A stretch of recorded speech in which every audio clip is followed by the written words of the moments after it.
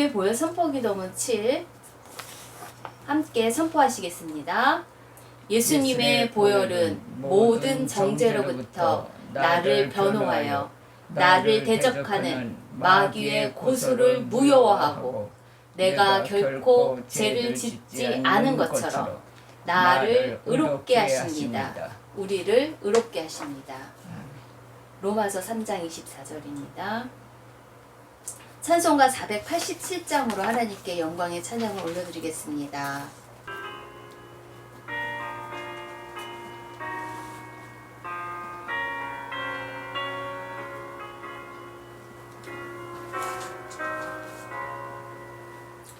연약한 후에 강건하며 애통한 후에 위로받고 눈물 난 후에 웃을 잊고 씨 뿌린 후에 추수하네. 외로운 후에 평안 있고 슬퍼한 후에 기쁨 있고 멀어진 후에 가까우며 고독한 후에 친구인데 고생한 후에 기쁨 있고 십자가 후에 영광 있고 죽음 온 후에 영생하니 이러한 도가 진리로다. 기도하겠습니다. 살아서 역사하신 하나님, 저에게 은혜를 베푸시고 건지시는, 때를 따라 도우시는 그 하나님을 찬양합니다. 하나님만 의지하고 하나님만 경배하며 온 마음과 정성을 다해서 성품을 다해서 주님께 무릎 꿇습니다. 아멘. 주님, 주님을 더 알기를 원합니다. 약할 때 강한 되시게 하시는 그 하나님을 더 알아가길 원합니다. 저희들의 약함이 오히려 하나님을 더 알아가며 그 강하신 하나님의 능력에 머무를 수 있는 비밀임을 저희들이 깨닫게 도와주시옵소서.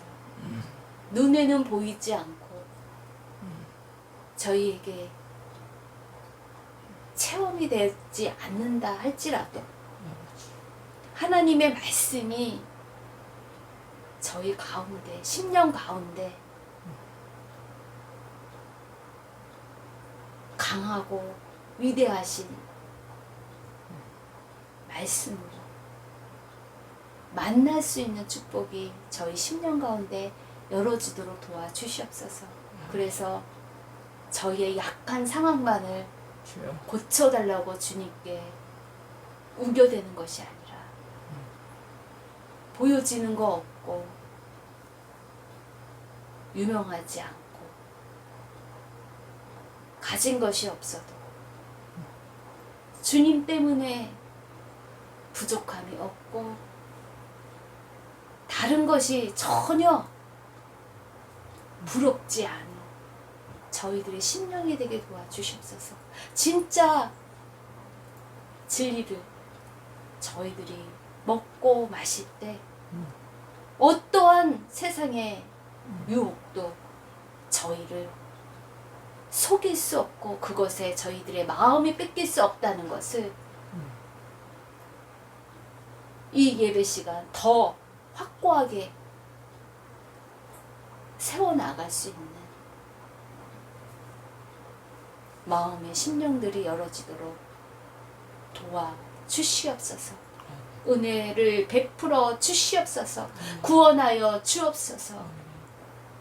우리를 길과 진료 생명 되시게 인도하실 예수님의 이름으로 기도드립니다. 아멘. 오늘의 말씀 봉독은 고린도후서 6장 9절에서 10절입니다. 고린도후서 6장 9절에서 10절, 9절 10절을 함께 합독하시겠습니다. 무명한 자 같으나 유명한 자요, 죽은 자 같으나 보라 우리가 살아있고, 징계를 받는 자 같으나 죽임을 당하지 아니하고, 근심하는 자 같으나 항상 기뻐하고, 가난한 자 같으나 많은 사람을 부요하게 하고, 아무것도 없는 자 같으나 모든 것을 가진 자로다. 아멘.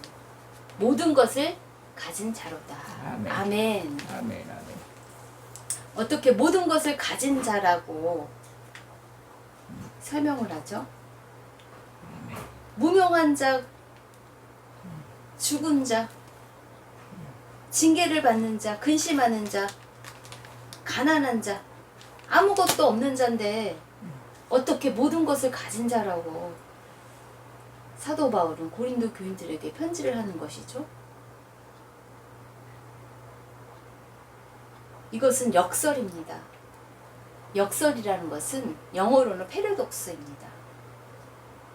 역설이란 뜻은 의미가 모순되어 이치에 맞지 않는 것처럼 보일 수 있지만 실제로는 옳은 것, 혹은 옳아 보이지만 실제로는 모순된 것을 역설이라고 표현합니다.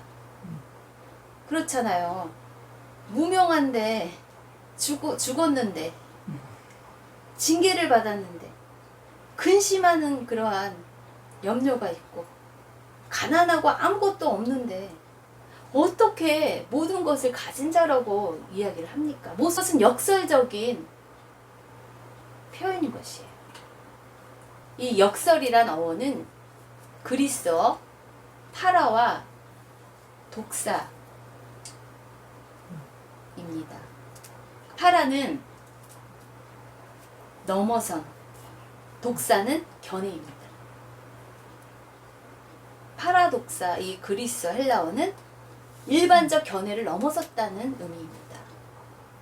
독사는 억견, 억측스러운 의견이라는 거예요. 혹은 여론, 억측, 믿음을 뜻하는 헬라어입니다. 파르메니데스의 철학에서 독사는 사람들이 어떤 현실에 대해 갖는 불확실한 여론으로서 참됨과 대립되는 말로 매우 다양한 문맥에서 사용되는 것이 역설입니다. 어떤 주장이 이렇게 이치에 맞지 않고 의미에 맞지 않고 모순될 수 있는 역설이 될 수 있고, 또한 어떠한 상황이 역설이 될 수도 있다는 것이겠죠. 하지만 하나님의 말씀은 인간이 생각하는 그 모든 상황과 주장의 역설을 더 뛰어넘는 영원한 비밀이 바로 예수님 안에 다 숨겨놓으셨습니다. 그래서 이사야 선지자는 이사야 55장 8절 9절에서 이야기합니다. 제가 읽겠습니다. 이사야 55장 8절에서 9절 내용이에요.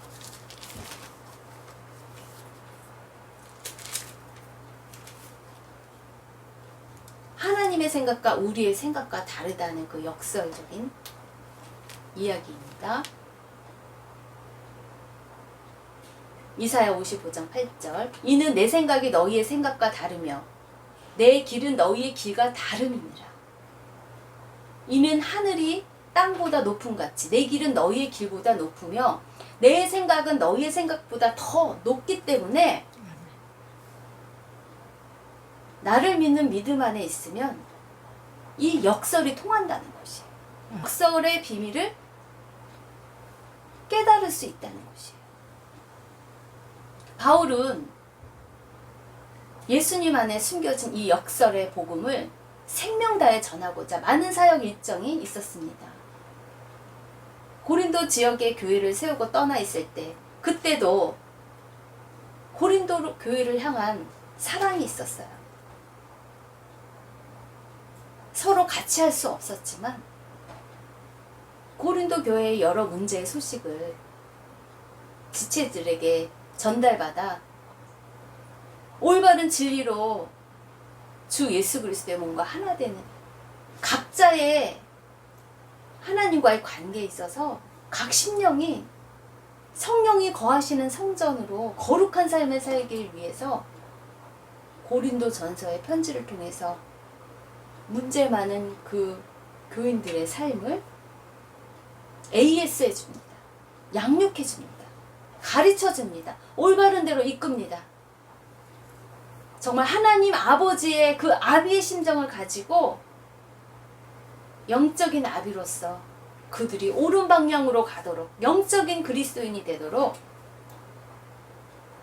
나름대로 눈물의 편지도 보내기도 합니다. 옳은 대로 돌아오라고 가르칩니다. 사랑은 옳은 대로 가지 않는 자들을 무조건 품어주고 용서하는 것이 사랑이 아닙니다. 올바른 대로 고쳐먹도록 진리를 선포해야 되는 것입니다. 그래서 눈물의 편지도 또 보냅니다. 그리고 또 고린도 후서 자신에 대해서 사도 바울에 대해서 오해하고 있는 그 고린도 교인들을 향해 편지를 디모데를 통해서 전합니다.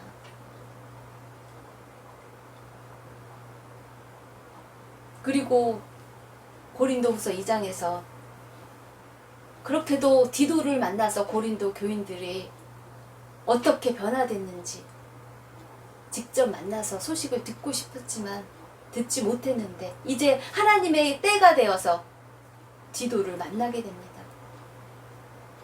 고린도후서 7장 5절 지금 사도 바울의 상황 하나님의 때가 되어서 그 변화된 그 상황을 한번 읽어보겠습니다. 우리가 마게도냐에 이르렀을 때에도 우리 육체가 편하지 못하였고 사방으로 환난을 당하여 밖으로는 다툼이래. 안으로는 두려움밖에 없는 그러한 힘든 상황이라는 것을 또 말을 합니다. 그러나 낙심한 자들을 위로하시는 하나님이 디도가 옴으로 우리를 위로하셨다는 거예요.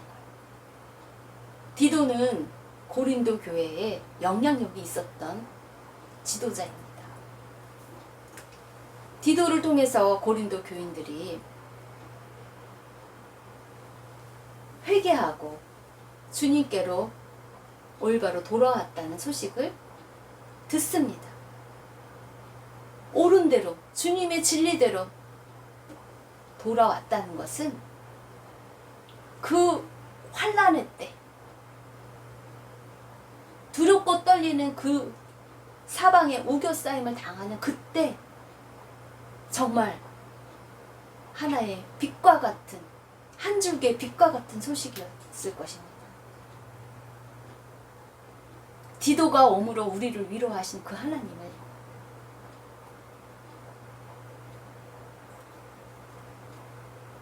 그래서 그것으로 기쁨을 누린다고 표현을 합니다. 고린도후서 7장 7절이에요. 그가 온 것뿐 아니요 오직 그가 너희에게서 받은 그 위로로 위로하고 너희의 사모함과 애통함과 나를 위하여 열심히 있는 것을 우리에게 보고함으로 나를 더욱 기쁘게 하였대요. 나의 상황에 대해서 내가 지금 심하게 힘든 상황인 것을 알고 나를 위해서 같이 기도해 주는 것에 대해서 얼마나 위로가 됐는지 전합니다. 그러므로 내가 편지로 너희를 근심하게 한 것을 후회했다는 거야. 내가 너희들에게 염려를 끼쳐 나의 상황을 행여나 알렸나? 내가 에베소에서 정말 사형 선고와 받은 죽음의 문턱에 있다는 것을 괜히 소식을 전했나 하고 후회했는데 지금은 후회하지 않는다는 거예요. 그 편지가 너희로 잠시만 근심하게 하여 너희들이 다시 하나님과 화목하며 각자가 하나님과의 바른 관계로 구원에 이르게 하는 회개를 이뤘기 때문에 지금은 후회하지 않는다고 그 심경을 밝힙니다. 내가 지금 기뻐함은 너희로 근심하게 한 까닭이 아니요. 도리어 너희가 근심함으로 하나님 아버지와 화목한 바른 관계가 되어 회개하고 나아갔다는 것 때문에 그 까닭 때문에 기쁘다는 것이 하나님과 화목한 관계가 되었다는 것 때문에 기쁘다고 고린도후서 7장 10절에 표현합니다. 하나님의 뜻대로 하는 근심은 후회할 것이 없는 구원에 이르게 하는 회개라는 것이. 그래서 잠시 받는 고난, 그 징계를 사생제가 아니기 때문에 정말 하나님의 자녀이기 때문에 징계를 받는 것이라는 거예요. 그래서 하나님의 뜻대로 하는 근심은 후회할 것이 없는 구원에 이르게 하는 회개를 이루는 것이라는 것을 전합니다. 고린도는 아가야 지역의 수도이잖아요. 그곳에서 고린도 교회를 개척한 바울은 대적자들로 인해 그곳을 떠나야 했습니다. 그는 에베소에서 고린도 전서의 편지를 보냈죠. 그 교회를, 그 성도들을 향한 사랑이 있었기 때문에 늘 관심을 가지고 어떠한 상황이었는지, 어떠한 문제가 있는지 살핍니다. 그래서 문제가 있을 때마다 편지를 통해서 눈물로 비대면이지만 올바로 가르치고 양육을 합니다. 고린도 성도들이 당면한 문제를 잘 해결하여 하나님만 경외하는 육적인 그리스도인이 아닌 영적인 그리스도인으로 살아가게, 여러 지침으로 오직 예수, 오직 믿음, 오직 은혜, 오직 하나님께 영광, 그 예수님과 한 몸, 한 마음으로 아름다운 지체됨의 방향을 올바로 이끌어줍니다. 이후에도 바울은 예수 그리스도를 믿는 그 기독교 신앙의 역설을 전합니다. 약할 때가, 마음이 무너질 때가, 추울 때가, 어려울 때가 바로 그때가 전지전능하신 하나님의 은혜를 강하게 받을 만한 때라고, 구원받을 만한 때라고 확신 있게 예수 그리스도 안에서는 예만 되는 그 하나님의 약속, 그 말씀을 붙들고 반드시 때가 되면, 그 하나님의 때가 되면 그 하나님의 타이밍에 맞춰 건지시는 그 구원됨을 선포합니다. 고린도 후서 6장 3절이에요. 우리가 이 직분이, 하나님께 사도로 부름받은 그 직분이, 사도로서의 직분이 비방을 받지 않게 하려고 무엇에든지 아무에게도 거리끼지 않게 하고, 고린도후서 6장 4절이에요. 오직 모든 일에 하나님의 일꾼으로 자천하여 많이 견디는 것과 환난과 궁핍과 고난과 매맞음과 갇힘과 난동과 수고로움과 자지 못함과 먹지 못한 가운데서도 깨끗함과 지식과 오래 참음과 자비함과 성령의 감화와 거짓이 없는 사랑과 진리의 말씀과 하나님의 능력으로 의의 무기를 좌우해 가지고 사도의 직분을 감당할 수 있었다고 자기의 상황을 설명하고 있습니다. 그리고 8절에서 오늘 읽은 10절까지 예수 그리스도 안에는 모든 것이 다 숨겨져 있는 그 비밀된 그 역설적인 메시지를 나눕니다. 정말 모순되고 의문이 들 수 있는 그러한 상황이 오히려 영광에, 오히려 모든 것을 가진 자로서, 오히려 부족함이 없는 자로서 예수님 한 분만으로 충분하다는 것을 역설하고 있습니다. 8절입니다. 영광과 욕됨으로 그러했으며 악한 이름과 아름다운 이름으로 그러했다는 거예요. 직분을 다 감당했다는 거예요. 우리는 속이는 자 같으나 참되다는 거예요.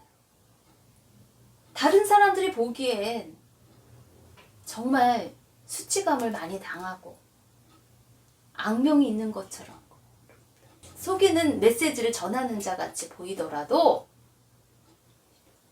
그런 오해를 받을지어도 그러한 누명과 오해를 대적하는 자의 구설수에 있다고 하여도 예수님 안에는 역설적인 복음의 비밀이 있다는 것을 9절에서 선포합니다. 무명한 자 같으나 유명한 자요. 예수 그리스도를 믿는 그 믿음 안에 있으면 무명한 자 같으나 유명한 자라는 거예요. 우리는 사람에게 알려지는 그러한 명성을 위해서 가는 길이 아니라는 거예요. 예수님을 믿는 자는 오직 하나님 아버지의 이름만이 영광 돌리게 하는 것이지 자기를 나타내는 것이 아니라는 것이에요. 죽은 자 같으나 보라 우리가 살아있고, 사형 선고받은 그런 위경에서도 또다시 살리시고, 한 알의 밀알이 땅에 떨어져 죽어야 많은 열매를 맺고 썩어져야 사는 그 역설적인 비밀이 복음입니다. 징계를 받은 자 같으나 죽임을 당하지 않는데요. 근심하는 자 같으나 항상 기뻐한대요. 그게 복음의 역설적인 비밀입니다. 예수 그리스도 안에 있으면 근심하는 그 고난과 심한 핍박이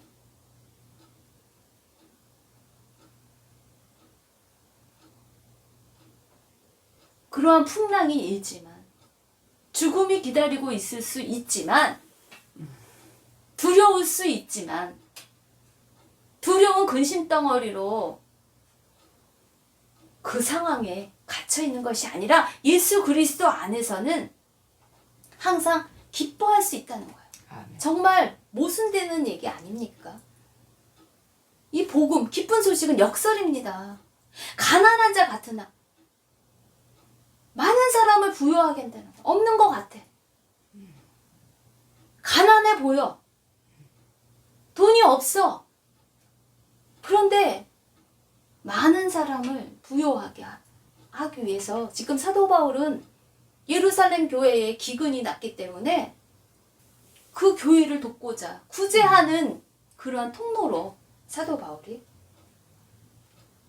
쓰임받고 있잖아요. 아무것도 없는 자 같으나 모든 것을 가진 자라. 그 역설이 예수 그리스도 안에 있기 때문에, 주님 안에 있기 때문에 가능한 것이라는 것이에요. 하지만 예수 그리스도 안에 있고 예수 그리스도의 기쁜 소식을 전하기 위해 보냄받은 사도 바울은 그 두려움 가운데도, 그럼에도 불구하고 바울은 자신이 생명 걸고 전한 복음이 고린도 성도들의 삶을 회개에 이르는, 하나님과 화목하게 되는 그들이 고쳐먹는 은혜를 헛되이 받지 않는 변화를 받을 수 있음에 대해서 디도를 통해 확인받죠. 영적 그리스도인으로 믿음의 사람이 되어 거짓 메시지를 분별할 수 있습니다. 속지 않습니다. 여러 집단의 그 다수결에 왕왕대는 소리에 그 분위기에 휘둘리지 않아요. 진리를 분별할 수 있어요. 오직 하나님의 약속만 예하는 그 아멘, 그 믿음으로 하나님께 영광 돌리는 삶과 함께 한다는 자체가 바로 바울 자신이 정말 하나님이 보낸 사도임을 증명하는 추천서 아닐까요? 그리스도를 전하는 편지, 그리고 향기나는 냄새임을 그들의 돌이키는 회개를 통해서 역설하고 있지 않을까요? 이처럼 그리스도인은 온전하도록 서로서로를 섬기며 세우는 그리스도의 한 몸 된 편지와 향기와 같은 존재입니다. 예전에 바울이 고린도에 머물던 때 고린도 성도들이 진리 안에 바로 서길, 때를 얻든지 못 얻든지 말씀을 계속 가르쳤어요. 그 뜻대로 살길 양육했죠. 이 아비의 심정을 갖고 성도들을 주님의 올바른 말씀 앞에 나아가도록 때를 얻든지 못 얻든지 그 말씀을 배우려고 하는지 한번 점검해 봐야 합니다. 때를 얻든지 못 얻든지 말씀을 올바로 가르쳐야 되고, 때를 얻든지 못 얻든지 그 말씀을 올바로 배워야 하는 것이 영적인 그리스도인의 책임입니다. 이 과정에서 표적을 구하는 유대인들의 반발이 있었죠.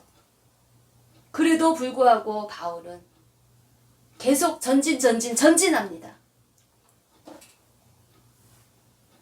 전진할 수 있었던 힘은 바로 모든 것을 가지게 할 수 있는 예수 그리스도의 복음 때문입니다. 예수 그리스도 안에 있기 때문에 아무것도 가지지 않은 자 같으나, 무명한 자 같으나 모든 것을 다 감당할 수 있었다는 것입니다.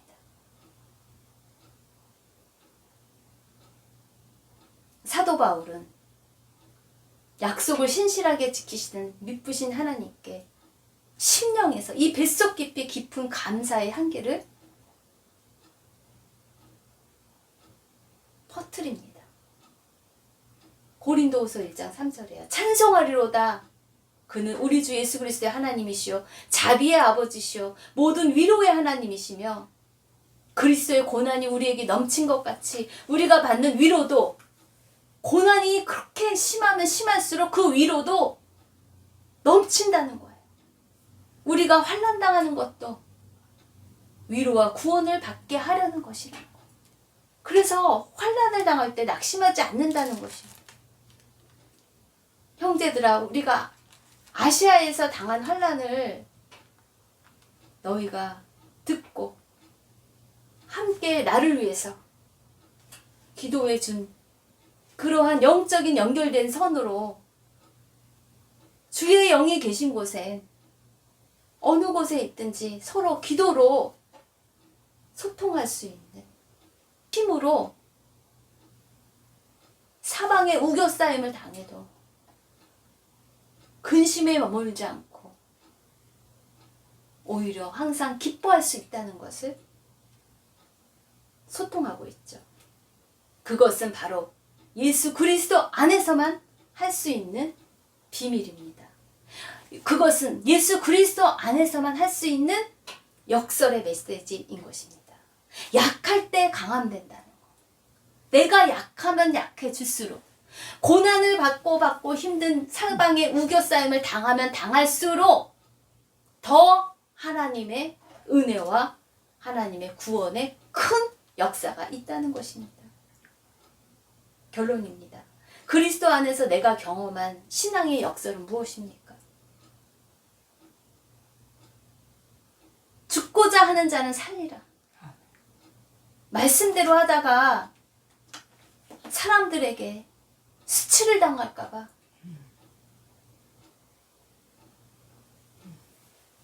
비웃음 당할까봐 두려움에 있었을 때 하나님의 말씀은 주여. 살아서 움직여 사람의 체면을 포기할 때 오히려 높여주시는 것을 경험합니다. 사람을 좋게 하랴 하나님을 좋게 하랴. 하나님만 좋게 하려면 사람이 듣기 좋은 말을 할 수가 없습니다. 인기를 얻을 수가 없습니다. 주여. 그래도 당당하게 하나님만 바라보고 정직하게 나아갔을 때 수치를 당하지 않게 하시는 하나님을 찬양합니다. 아멘. 그것이 역설의 진리입니다. 주 예수 그리스도 안에 있을 때, 내가 썩어질 때, 그때서야 많은 열매를 맺는 비밀인 것입니다. 이 예수 그리스도 안에 있는 복음의 역설의 진리는 사도 바울이 또 이렇게 고백합니다.